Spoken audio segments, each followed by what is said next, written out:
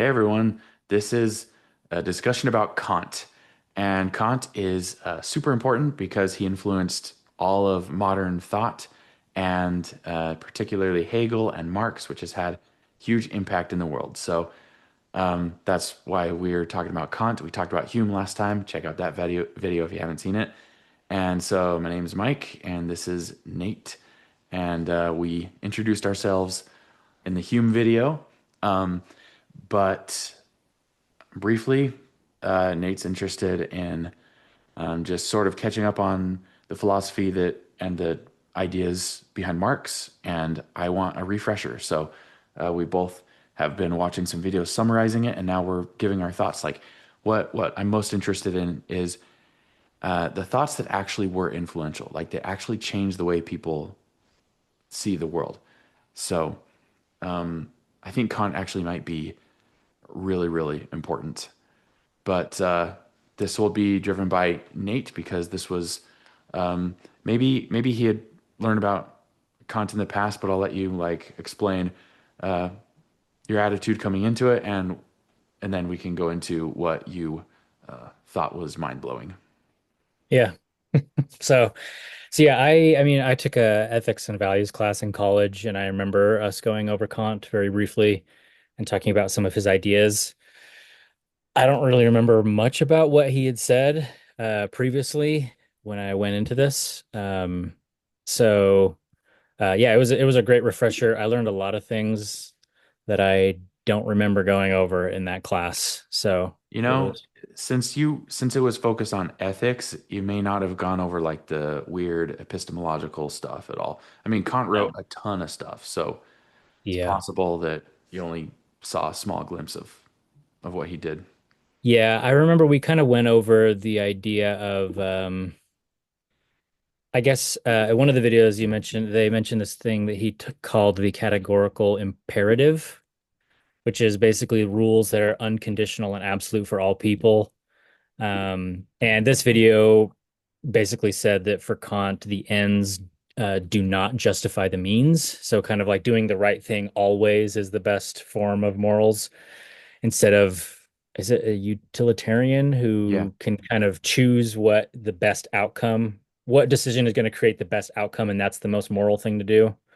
yeah. Um, so I feel like Kant, I remember going over those, and Kant was one of them. So apparently Kant was the one that was like, always choose, always do the moral thing, quote unquote, and The thing you that are not could responsible the thing for that the could outcome. generalize to everyone is that like that's what my philosophy class, that's the thing I remember.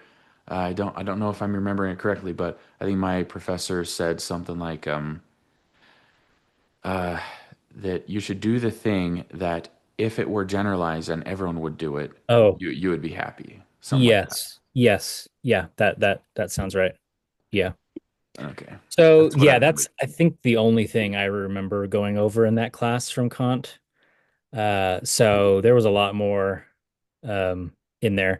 I especially like the videos from the Dr. Darren Stoloff Yeah. or some of those like longer ones. Hopefully you'll Hmm. put those like they're going to be in this playlist or in the show notes or something, but Yeah. I like his lectures. They're like really old, but I think he does a good job at kind of giving a really big overview on like a lot of the little ideas that different philosophers have. So I've enjoyed both of his that we've done. The David Hume one and the Kant one so far have been my favorite. Yeah, I really like I really like his videos. Because I've searched for a bunch and I like his because they're long, fairly comprehensive, good overview, and I like his enthusiasm. And also, it's old enough that I actually think it's kind of a plus because I get really annoyed at little things in videos, like when people inhale too loudly, or they they like smack their mouth next to the mic too much, and or they have these weird mannerisms. But this guy is pretty solid all around.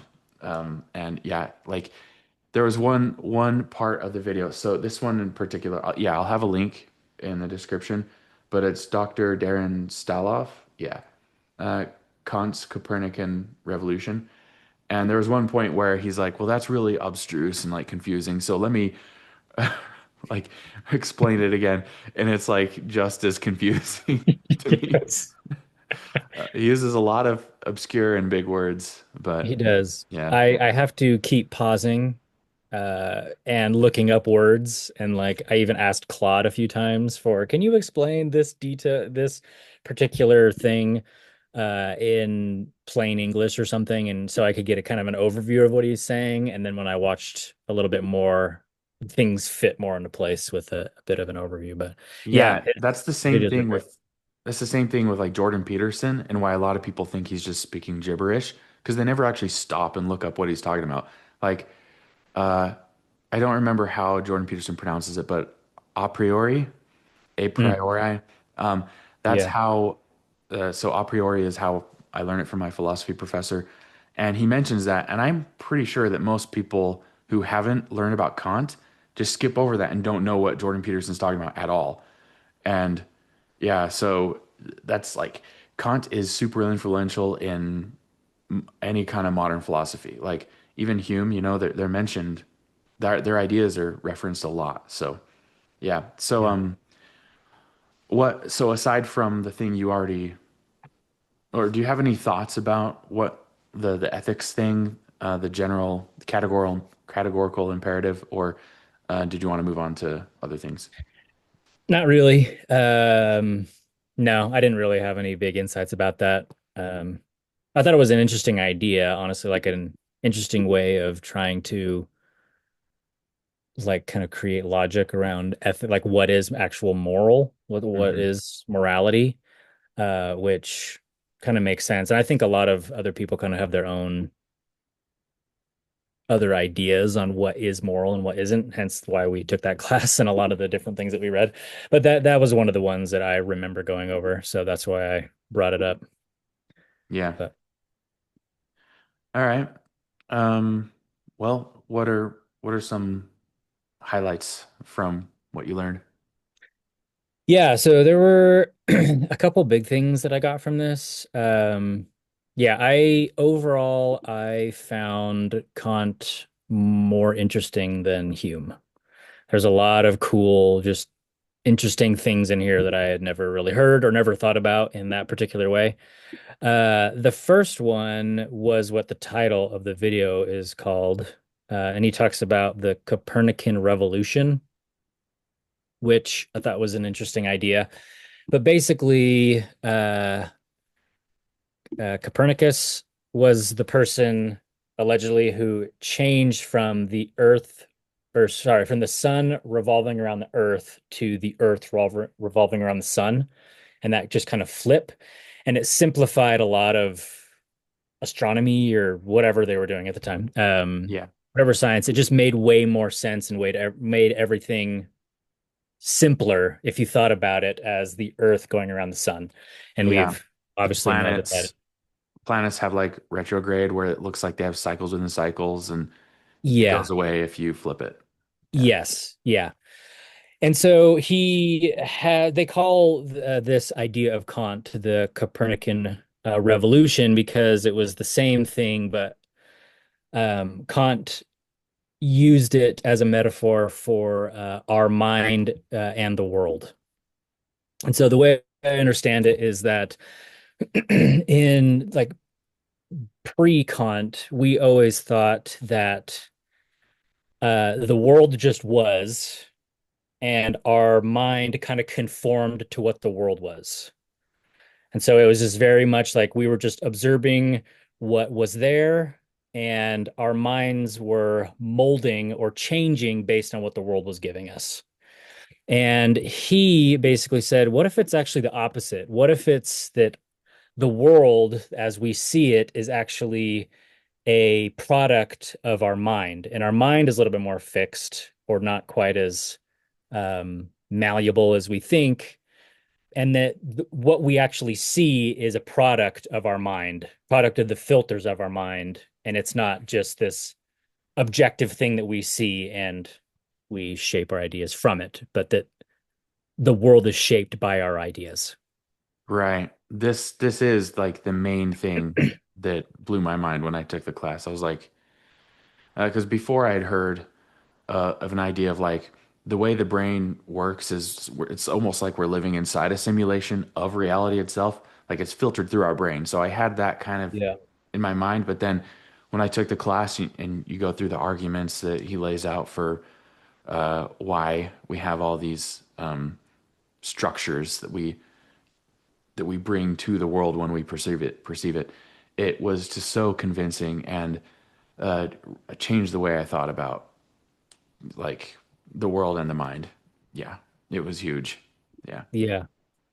Yeah, and I mean, we've talked a little bit last time about not the same exact ideas, but kind of tangential ideas about people not being as objective as they think and being Hmm. very heavily influenced by emotions and genes and like just the way that we see the world is different person to person.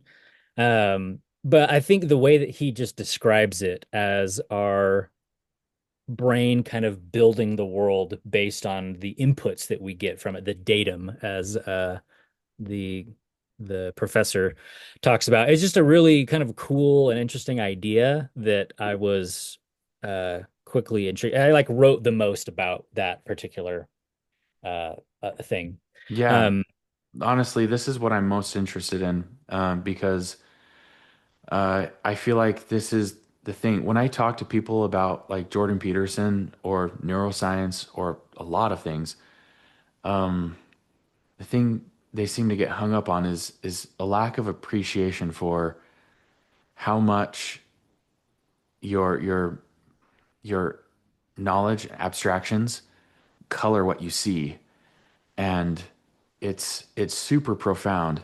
Like Jordan Peterson talks about, like when you see something, you're not really seeing it. So when you're like people who are like on mushrooms, it causes it to causes their brains to sort of discard these structures that they've built up over time and see the thing itself for the first time since they were like a kid or something. And when you raise kids, you get to see the world through their eyes and you get to see things as they really are rather than that. So there's a book that Jordan Peterson recommends too called The User Illusion. And one, like, I think the main point, the user illusion, is basically what we're seeing is an illusion created for us to use reality, kind of. They're like yeah. icons over reality. Like you have a desktop on your computer and you have icons you can click on. Mhm. What we kind of see in the real world are kind of like icons. And it's weird because, the full detail is right there as well, but the way we act is sort of like there's just the icon there. Yeah, because it's like the thing we see everything in how we use it per se, or how it can be useful to us in some way, or instead of like seeing it more for what it is. Yeah, Like, and that thing you yeah. said about like subjective things like with Hume before we talked about where things don't have objective value, kind of it's sort of like a person has to imbue value to something. Yeah. Yeah. Maybe that was kind of a seed. We know that Kant was hugely influenced by Hume. That was like Mhm. most of his interesting philosophy was based on questions raised by Hume or doubts that Kant had, problems. But yeah, Yeah. so yeah, it's cool. Yeah, he also talks about there kind of going along with that is this idea that Kant calls the phenomenal world and the noumenal world. I think I can't remember exactly, Yeah, but I think those are the words. But yeah, the phenomenal world is what we see. It's the world as we experience it, and it's not real. It's just it's the world after it's been filtered through our minds and everything that we think. yeah, And then there's the noumenal world, which is the world as it is in and of itself. So like with no filters, no anything, and there's no way that we can perceive that world. There's no way we can prove its existence or experience it in any way because the only thing that we can experience life through is through our own senses and our own, biases in the way that our mind works and the way that our like he calls it hardware. So basically our eyes and our senses and the way that our bodies work. So there's no way for us to actually experience the noumenal world and it's kind of hippie-ish in a way, but it also kind of makes sense if you can wrap your head around the idea that everything that we see or experience is all through the lenses that Yeah. our brain and body give us. Yeah. I, yeah, for a long time, I wondered, how people can look at the exact same thing and see different things, not just different conclusions, but what they see seems different. And it's totally dependent Yeah. on how their mind has already structured reality for them. And it, Hmm. it happens before they're even conscious of what they're looking at. It's like pre-conscious filter. It's Yeah. pre-trained. Yeah. Yeah. Yeah. And he talks about that he talks about some of the things that we use to do this, or the things that kind of happen. One of the things he calls the transcendental aesthetic. These are some of the notes that I took. And what that basically says, there's two of them, and it's how we kind of view things, and it's space and time. So we put everything we see into a space and into like a timeline, and so we can like reason about it in this kind of cube of space and time. Um, the next thing he talked about was transcendental analytic or transcendental logic, and this is how we reason about things. And we use things like quantity, quality, relationships between things, and the other one is modality. So that's like things that are possible, possible or impossible, existent or non-existent. And so this is a little bit more in the weeds, but Kant breaks down some of the ways. Well, he thinks all of the ways that our brains kind of interpret this noumenal world into our phenomenal world. And those are the things we use, space and time, and then all of these other kind of relationships and logical things. Um, so the thing that I kind of wrote down here was that oh, and then he calls all of this conceptual schemes, Oh, conceptual schemata is oh, right, what he right. calls it. And so I just wrote this little equation. It was like the our senses datum, like the things that we actually receive from our senses, plus our conceptual ideas, the way that we can think about things, this time and space and stuff, it equals what we think our objective world is, which is actually Yep. super subjective. Yeah. Yeah. But And it's it's the like, world that we see. it's thorough. Like it's everything. Like you see pictures of rocks on Mars and someone's like, "Hey, there's a face there." It's like even the perception of the rocks is filtered through what we've been trained on. And the crazy thing is this is like pre-neuroscience. It feels like a lot of what he did is lay down a mental framework, schema, whatever the term was, for people to comprehend neuroscience, like the way, like perception itself. It's, you see hints of it poking through based on the way we interact with the world. And through philosophy, he's able to kind of grab onto it and recognize it. And it resonated with people, obviously, which is why he's influential. Yeah. And then in neuroscience, we see how thorough it really is. It's like literally everything, like all the knowledge we have as we learn things that I'm not sure about are like a space. I don't think we are born. Maybe we're born with a notion of space, but the thing is, there's so much data available about basic perception that those are the kinds of things that can be quickly learned by the brain. But at a minimum, our minds are primed to learn these things, and including language too. It's just Yeah. a human type of thing that we get like a specialization of a specific shape of neuron that fits the problem space really well, and so it can learn really fast. But that knowledge isn't actually hard coded in our DNA. Our DNA doesn't have that much information in it, but it's still super cool to see Kant like with these ideas. And I really think that people who have learn about these things more easily grasp concepts in neuroscience and modern thought, like including Marxist, uh, you know, postmodernism stuff, Jordan Peterson, Sam Harris, like all the like modern philosophical debates that are like central to the issues in our times. Like I think if you learn Kant, it all becomes a lot simpler. Yeah. Yeah, he did kind of hint at that towards the end about some of the the way in which the philosophers after Kant use Kant to influence their own ideas. I think one of them he talked about was uh, the idea was basically since we never perceive the noumenal world and there's no way to experience it or prove that it exists, how do we even know that it exists? What if it just doesn't exist? Um, and he talked about Occam's razor at that point, like where maybe it's not even a real thing. And so if you believe that, that kind of quickly turns into like the world doesn't exist, only our perception of it, or there's no like absolute world. Like I think Yeah. the noumenal world is kind of like the objective world that actually exists, and then we are just like looking through, binoculars at this world through our senses.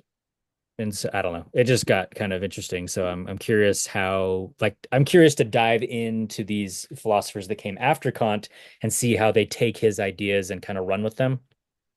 Because Yeah. he at the end of that video there was just a little bit of a this is what you have to look, for what comes after. So It's that kind of like a detour is taken with Hegel and Marx because well, they apply the ideas. Karl Marx is far more interested in changing the world than understanding it, I think. But he comes from understanding to try to change it. It gets more political with Hegel and Marx. And then with postmodernism, it's very philosophical again, and then it gets political again. So it's like goes back and forth. And yeah. so you don't really get to because like what you're saying, if there's no, if we can't ever have access to the noumenal world, like does it even exist? Jordan Peterson talks about that in his book, Maps of Meaning, and postmodernism. There's a famous quote. There is gosh, I can't remember it because I myself haven't studied it. I've just heard people say the quote a couple times, but it's like there is no text, only interpretation of the text.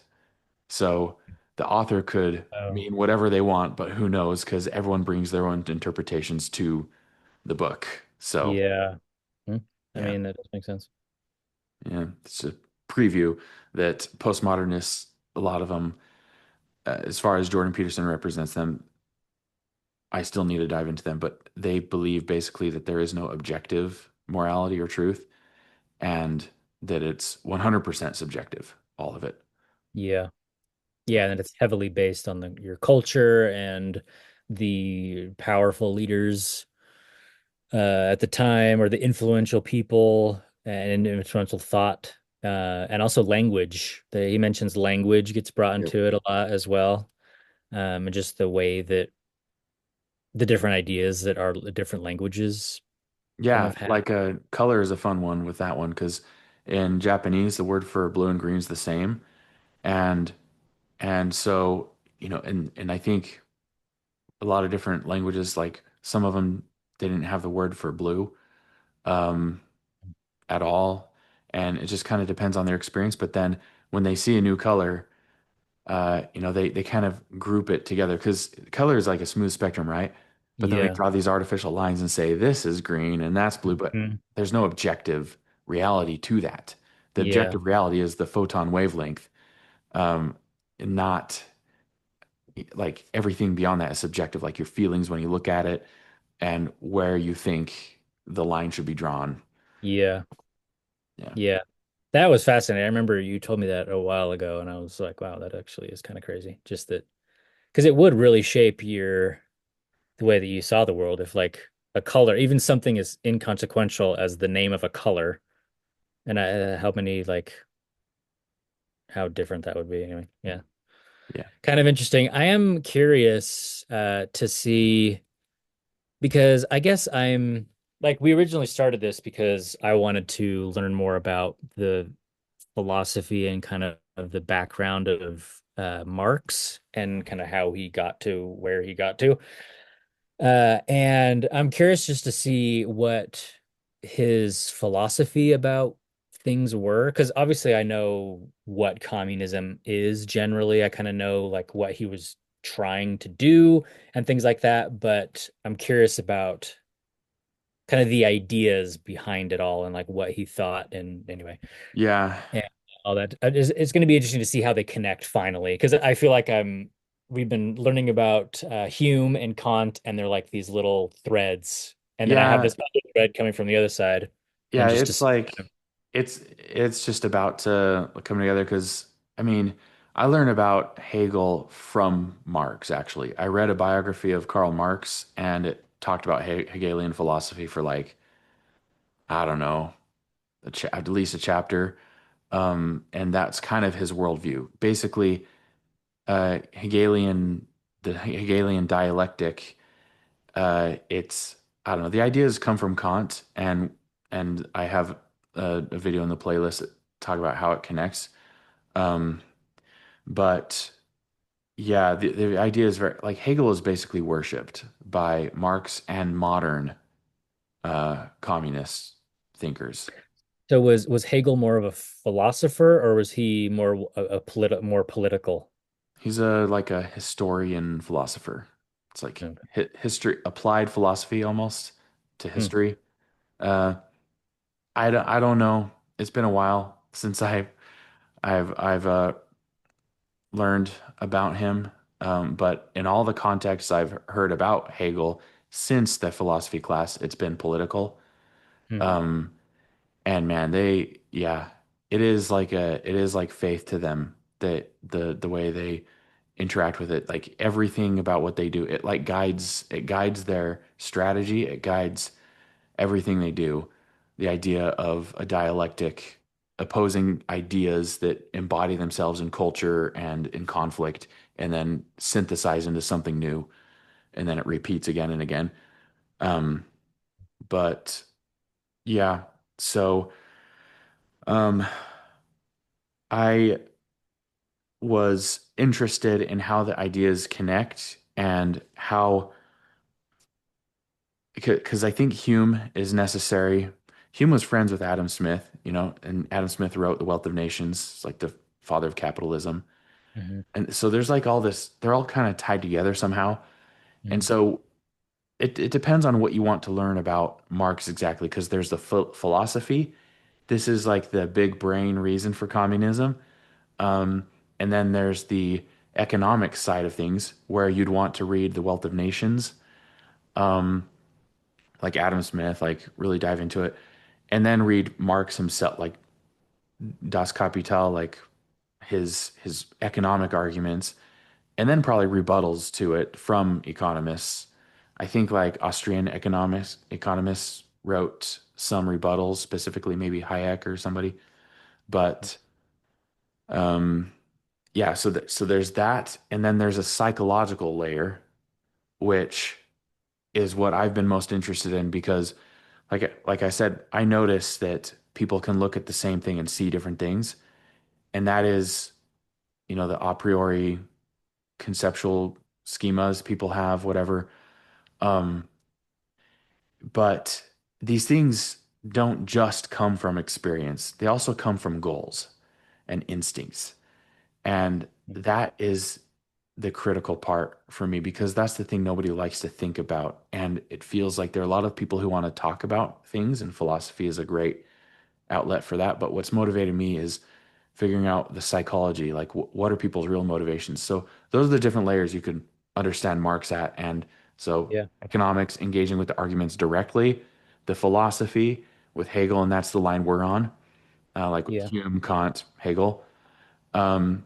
And then psychological, which you'd understand the weird life he had, how he treated people, his beliefs before communism, what he wrote about before, they're like the primordial concepts that are kind of Hmm. that kind of come from his motivations and basic worldview that I think inform a lot about what he was really trying to do with communism. So those are the different layers. So Yeah. going down the Yeah, philosophy line, I don't know what you want to do. yeah, no, the philosophy line probably interests me the most. That and the uh what was the third one that you said? Psychological. Psychological. There we go. Good as for some reason that word lost left in my brain. Yeah, the philosophical and psychological ones interest me the most. I'm not super interested in economics as a whole. Um, well, not exactly, but I think what I'm interested in is yeah, just kind of his ideas and his own beliefs and what led him to end up, thinking of communism and writing the Das Kapital and all the ideas and his influence and things that led him down that path. I think it's fascinating because am more of a capitalist. I live in the United States, so it makes sense. And so I have a very like capitalist worldview, just the way that I see things. And I just cannot place myself in his shoes. I just feel like I'm having a hard time seeing how he thought cap or communism would work. So And from maybe I don't know enough about communism, but I find the idea of it interesting and want to learn kind of where he was coming from. there was something mentioned here in this lecture about Kant that I thought helps understand the context of Marx, actually, because when I read Marx, I encountered a new idea that bothered me a lot, but I couldn't put my finger on it quite. But it was basically the idea of freedom being a positive thing rather than freedom from. So this guy mentioned in the lecture that the English school of thought was more about liberty as in freedom from, and that's where the American Revolution thinkers came from, John Locke and stuff. Mm-hmm. Whereas for Kant, the pursuit of freedom was rationality, and Mm-hmm. the way I may be wrong, but the way I interpret that is some kind of pursuit of clarity and power, kind of together, and that is related to me to the way that a lot of communists talk about freedom, which is like I have to work and therefore I'm not free.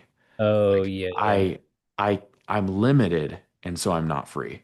I don't have stuff and so I'm not free. So Hmm. I can't spend money, I'm not free. I have no choices.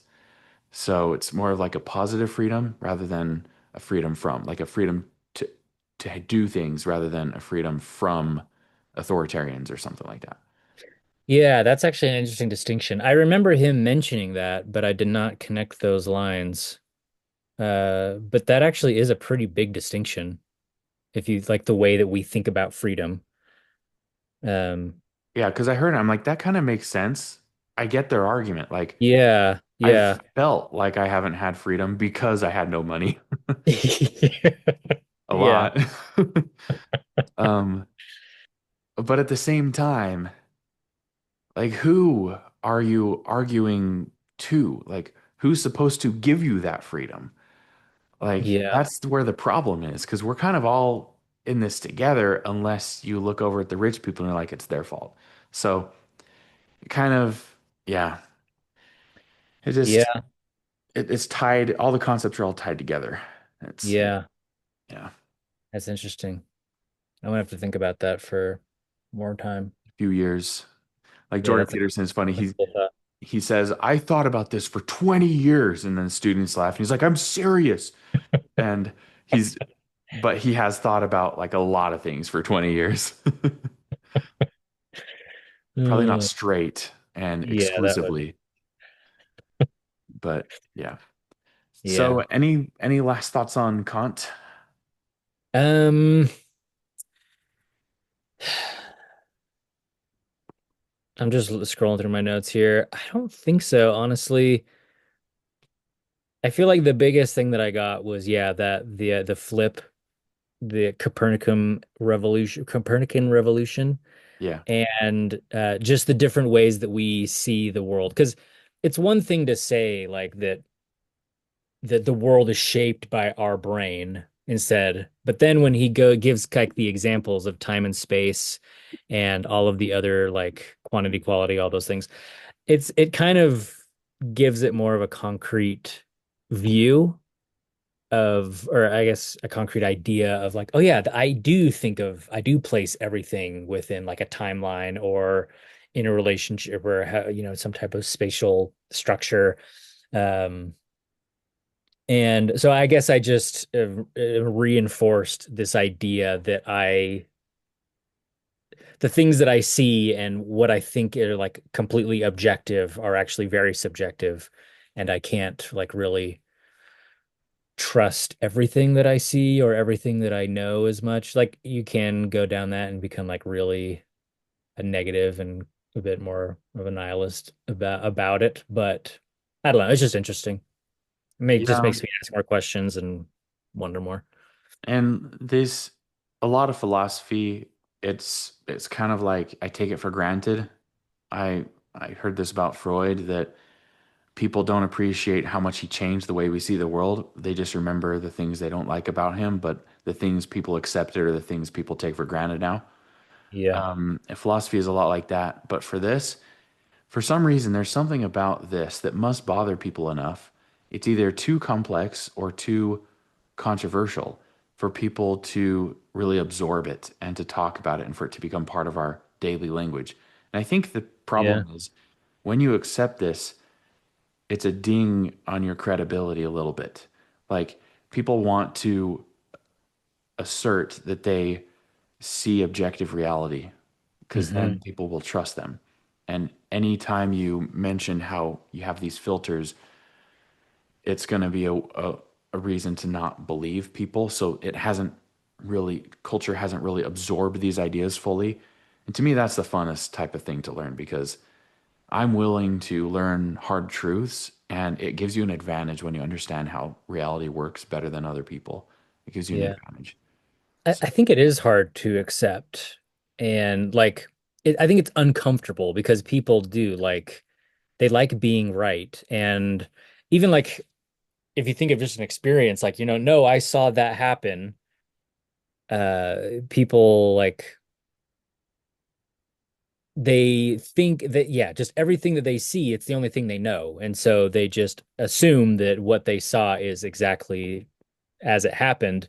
And so it is like uncomfortable to realize that maybe the things that I see or maybe the way that I think about the world is completely like warped and I'm blinded in certain ways it's and like oversimplified. yeah, oversimplified and that It's things like are maybe covering reality. way more complex than I realize. And I think it's just kind of scary and uncomfortable for people. Yeah, it definitely is. Like literally, like with neuroscience and people encountering information that challenges their conceptions of reality, it's like it raises stress hormones. So, yeah. Yeah. Yeah, cool. Well, yeah, thanks for the discussion. And thanks for the notes. There were things that you brought up that I'd forgotten. So, even though we listened to the same lecture, Yeah, no, I did find Kant really interesting. actually, Uh, that to get extra meta, when I heard the lecture, I was hearing things I thought I knew. What I was hearing was the icon, like the oh, oversimplification yeah. of the concepts, and hearing you describe it from a new perspective made me realize that there were details that I had covered over with my mental representation Mm. of Kant. So Hmm. there you go. Extra meta there. Yeah, we'll have to do this again in a little bit with Hegel. I think he's the next one, right, on the list. Yeah. We can talk about whether we want to do Marx at the same time because why not? I Oh, mean, I yeah, we they can. talk about Hegel so much during all the Marxist stuff that maybe might as well learn it directly from them, but I don't know. Maybe, I don't know. Just depends on what you want to Yeah. do. Yeah, I don't are there any Marx videos in that playlist? Not yet. I haven't gotten Okay. that far. Yeah, okay. So I'll just in the next couple of weeks I'll watch the Hegel ones, and then we can talk about it. And if you want to add the Marx ones in there as well when we talk, then I can watch those as well. Okay, I Can do it might add all. one or two. Yeah. Cool. Awesome. All right, everyone, thanks for watching. I'll put the link to that lecture in the description and see you later.